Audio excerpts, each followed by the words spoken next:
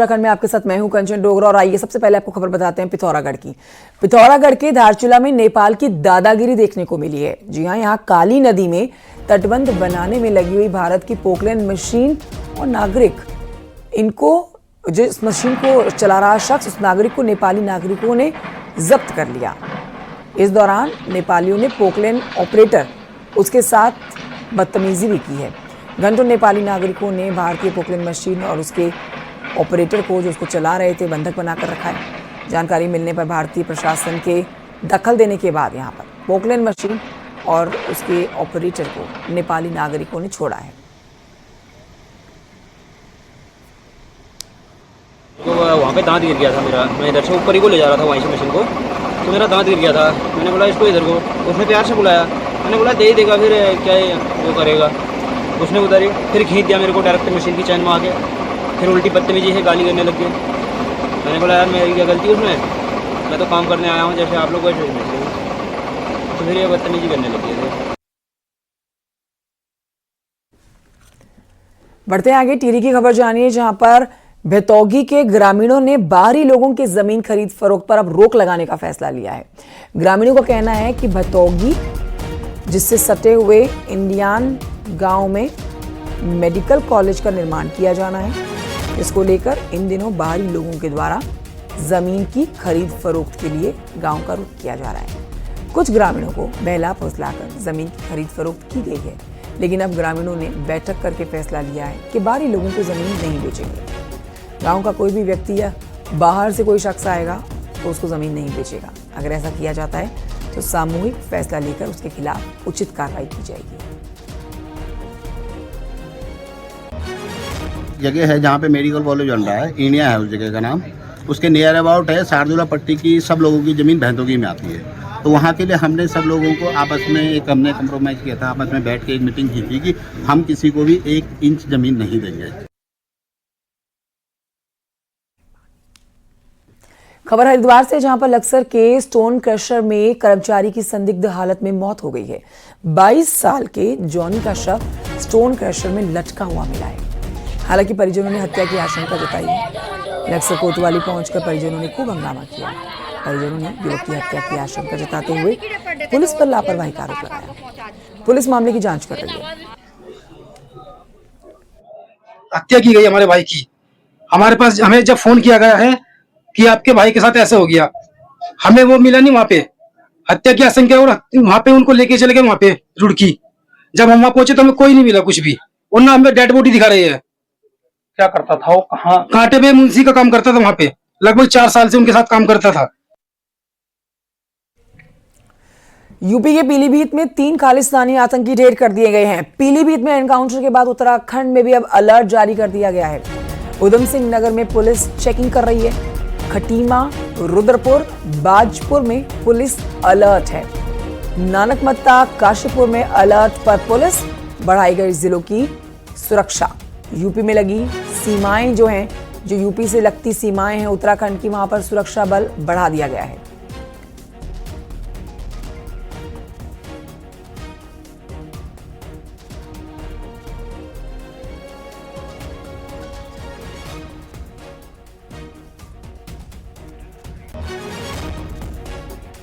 शैलेंद्र नेगी और जानकारी देंगे, फोन लाइन पर मौजूद हैं। शैलेंद्र, ये बड़ा एनकाउंटर जो हुआ है खालिस्तानी आतंकवादियों का, इसी के मद्देनजर जो सीमाएं हैं वहां पर सुरक्षा बलों की तैनाती बढ़ा दी गई है। देखिए जरूर बच्चन, क्योंकि ये उत्तर प्रदेश से लगी हुई सीमा है, न सिर्फ पीलीभीत बल्कि रामपुर और मुरादाबाद से लगी हुई सीमा भी है, और इसके साथ ही जो बरेली का डिस्ट्रिक्ट है वो भी उत्तर प्रदेश से जुड़ता है पे। तो इस पूरे जिले में सुरक्षा बढ़ाई गई है, क्योंकि इस पूरे इलाके को मिनी पंजाब कहा जाता है। और जब एक दौर में खालिस्तानी आतंकवाद अपने चरम पर था तो यह इलाका एक तरीके से हब बन चुका था। तो जिसके बाद लगातार जब भी पंजाब में सख्ती होती है या फिर कहीं पे भी सख्ती होती है और खालिस्तानी आतंकवाद की बात उठती है तो फिर इस इलाके में भी सरगर्मी बढ़ जाती है। तो पुलिस को इस तरीके के इनपुट से कि जो तराई के इलाके हैं वहां पर ये अपनी सक्रियता बढ़ा रहे हैं। और ये जो पीलीभीत का इलाका है ये भी तराई का ही इलाका है, और ये खटीमा से जुड़ा हुआ इलाका है, उधम सिंह नगर डिस्ट्रिक्ट से जुड़ा हुआ इलाका है, और यहीं से एंट्री भी होती है उत्तराखंड में।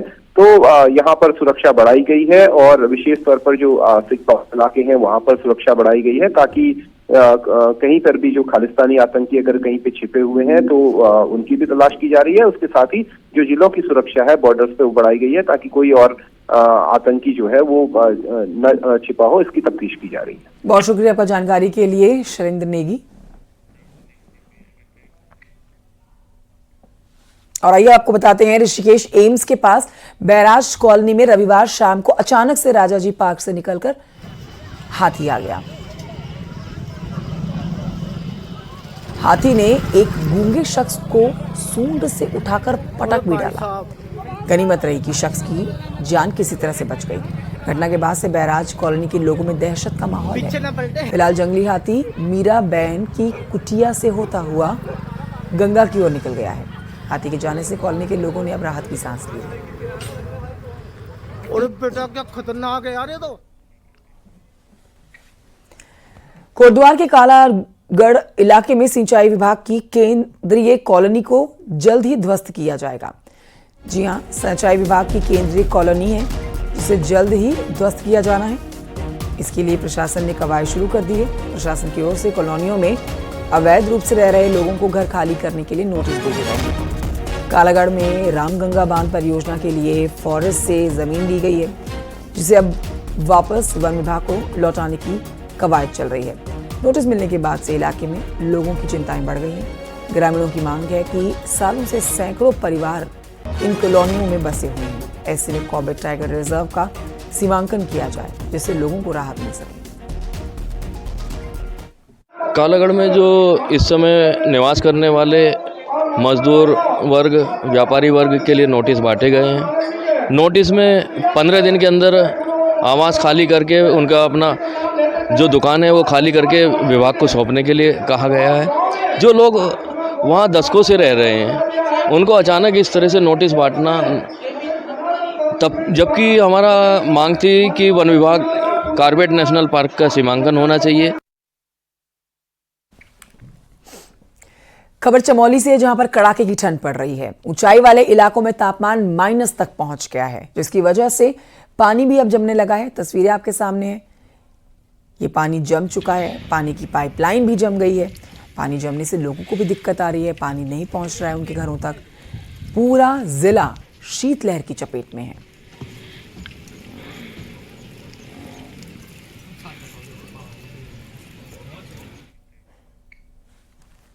और आइए बढ़ते हैं आगे, आपको बताते हैं उत्तराखंड में अगले 2 दिन बारिश और बर्फबारी का अलर्ट जारी किया गया है।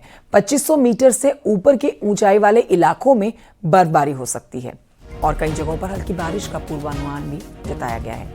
कई जिलों में सुबह से ही लगातार बादल छाए हुए हैं। पहाड़ों में कड़ाके की ठंड पड़ रही है और ऊंचाई वाले इलाकों में झरने, नदियां जम चुके हैं।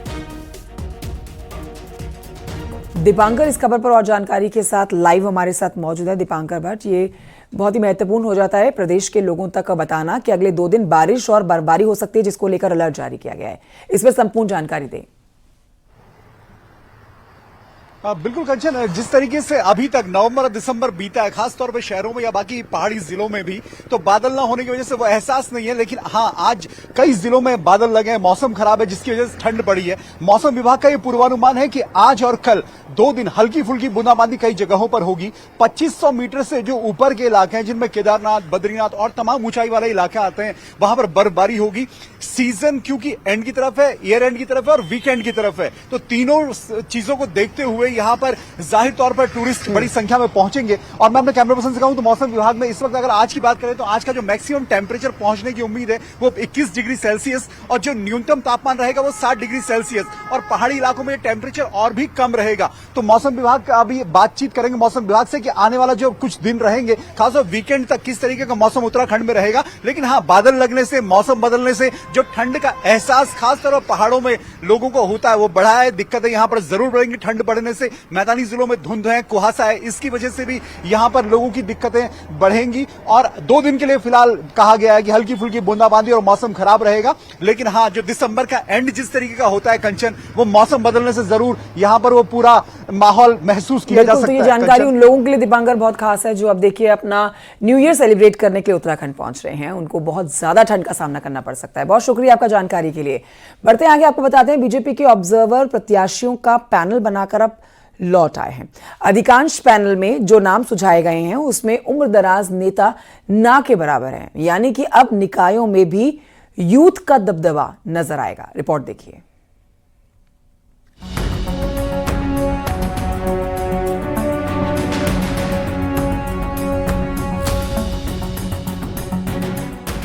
मौजूदा दौर की बीजेपी में युवा और महिलाओं पर पार्टी का खास फोकस रहा है और उसका एक कारण ये भी है कि जिस तरह से बीजेपी ने खुद को समय के साथ अपडेट किया है, अधिकांश कामकाज को डिजिटल किया है, उसमें उम्रदराज नेता खुद को पहले ही अनफिट महसूस करने लगे थे।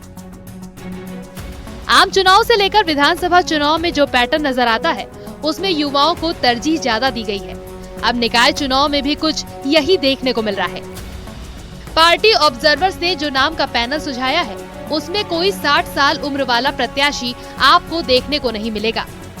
भारतीय जनता पार्टी सर्वव्यापी और सर्वस्पर्शी तौर पर विचार करती है और निकाय में तो इसके लिए आरक्षण की व्यवस्था भी है और इन सभी में अनुसूचित जाति है, अनुसूचित जनजाति है, अन्य पिछड़ा वर्ग है, इसमें महिलाओं के साथ साथ में युवाओं को भी निश्चित रूप से नई जनरेशन को लाने की भारतीय जनता पार्टी की रणनीति रहती है। कार्यकर्ताओं की राय जानना और कार्यकर्ताओं की राय के माध्यम से कैंडिडेट का चुनाव करना, क्योंकि भारतीय जनता पार्टी एक लोकतांत्रिक प्रक्रिया को अपनाकर अपने कैंडिडेट का चयन करती है। उसी प्रक्रिया को अपनाते हुए हमारे पर्यवेक्षक प्रत्येक निकाय के अंदर जा रहे हैं और निकाय से रायशुमारी करने के बाद वो प्रदेश को देंगे और प्रदेश के स्तर पर तय होगा कि कौन हमारा जिताऊ कैंडिडेट है, कार्यकर्ता किसको चाहते हैं, वो हमारा कैंडिडेट रहने वाला है।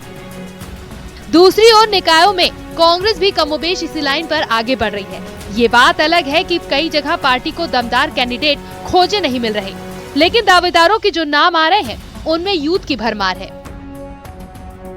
तो इसी क्रम में जो है निकाय चुनाव हो, पंचायत चुनाव हो, इसमें भी जो कांग्रेस पार्टी है वो यूथ, वो युवा जो पार्टी के संघर्ष में पार्टी के साथ खड़ा रहा है पिछले कुछ सालों से और पार्टी की विचारधारा को आगे बढ़ाने का कार्य कर रहा है, उसके साथ पार्टी खड़ी रहेगी। आपने देखा विधानसभा चुनाव में भी पार्टी ने युवाओं को टिकट देने का कार्य किया। अब इसे बदले दौर की सियासत कहें या डिजिटल युग में पार्टियों की मजबूरी, पैटर्न बताता है कि राजनीति की रेस में अब उम्रदराज नेता पीछे छूटते जा रहे हैं। निकाय चुनाव में भी कुछ यही तस्वीर बनने वाली है। न्यूज़ 18 के लिए देहरादून से सुनील नप्रभात की रिपोर्ट।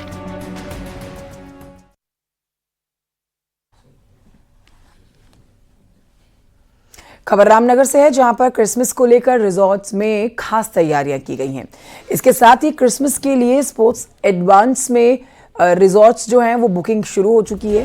क्रिसमस के लिए कॉर्बेट पार्क पहले ही फुल हो चुका है। वहीं क्रिसमस के लेकर कॉर्बेट पार्क प्रशासन अलर्ट भी है ताकि कोई भी हुड़दंगी वन जीवों को नुकसान ना पहुंचा सके।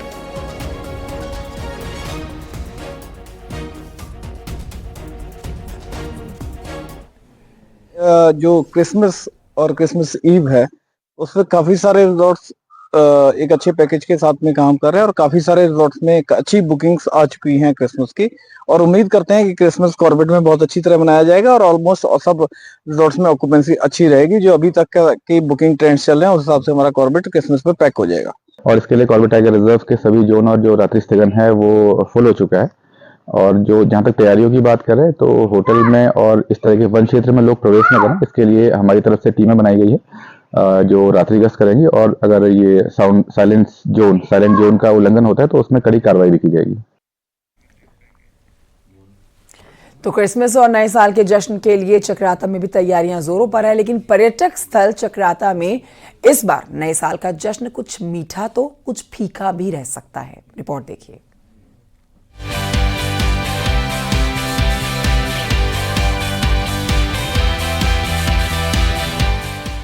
प्रकृति की गोद में बसे खूबसूरत पर्यटक स्थल चक्राता में देश भर के लोग यहाँ की खूबसूरती को निहारने पहुँचते हैं।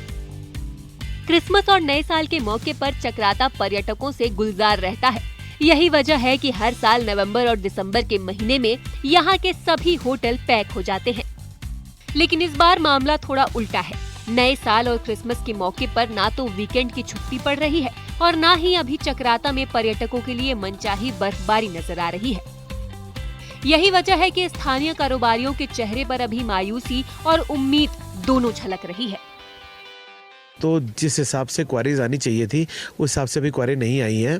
सेकेंडली इस बार जैसे क्रिसमस भी ट्यूसडे का पड़ रहा है, वो शायद एक ड्रॉबैक रहेगा कि बहुत ज़्यादा भीड़ नहीं होगी। लेकिन जैसे सैटरडे संडे टूरिस्ट आता है, हर वीक आता है, उसी हिसाब से सैटरडे संडे का टूरिस्ट आ रहा है। लेकिन हमारे को उम्मीद तो है कि चलो नव वर्ष में जितने आसपास आज 200 से ऊपर होटल खुल चुके हैं, इन होटेलियर्स का बिजनेस बढ़े, सब लोगों को एक उम्मीद रहती है। अक्सर नए साल पर बर्फबारी की संभावना के चलते बड़ी संख्या में पर्यटक चक्राता आते हैं।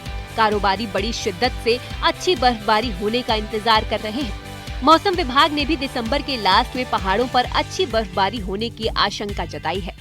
तो जो यहाँ के लोकल होटल और होम स्टे वाले लोग हैं, उनकी जो आमदनी है उसमें भी बढ़ोतरी देखने को मिलेगी। प्लस जो लोकल रोजगार है, जो होटल चलाते हैं और जिनका फूड स्टॉल ये सब है, उसमें भी उनको जो है टूरिस्ट की वजह से आमदनी में बढ़ोतरी देखने को मिलेगी। तो ये साल जो है पिछले साल के कंपेयर में काफ़ी अच्छा साल टूरिज्म पॉइंट ऑफ व्यू से रहने वाला है। चक्राता में आने वाला वीकेंड होटल और होम स्टे के लिए बहुत खुशखबरी लेकर आने वाला है। पिछले कई दिनों से मैं देख रहा हूँ कि होटल होम स्टे को लेकर काफ़ी क्वेरीज आ रही है। देखिए, आने वाला जो भविष्य चक्राता का, वो होटल और होम स्टे के व्यवसाय को लेकर बहुत अच्छा है और इसमें लोगों को रोजगार भी मिलेगा। नए साल के जश्न के लिए पुलिस महकमा भी मुस्तैद है। पर्यटक स्थल चक्राता में दाखिल होते ही आपको पुलिस हेल्प डेस्क भी नजर आएगा। इन हेल्प डेस्क पर तैनात पुलिसकर्मी पर्यटकों की हर संभव मदद के लिए 24 घंटे तैनात मिलेंगे। न्यू ईयर में देखा जाता है कुछ हुड़दंग करते हैं। इस हेतु हमारे द्वारा प्रतिदिन अभी से एक चेकिंग अभियान किया जा रहा है, जिसमें हम ड्रंकन ड्राइविंग, रैश ड्राइविंग आदि पे प्रतिदिन कार्रवाई कर रहे हैं। तो हमारे द्वारा एल्कोमीटर से चेकिंग की जा रही है और इसी क्रम में हमें अतिरिक्त फोर्स प्राप्त होगा। ऐसे में अब अगर मौसम ने साथ दिया तो नए साल के जश्न से पहले पहाड़ की ये चोटियां बर्फ से सफेद हो गई, तो यकीनन पर्यटक स्थल चक्राता नए साल के जश्न में पर्यटकों से गुलजार नजर आएगा। कुलदीप चौहान, न्यूज़ 18, चक्राता।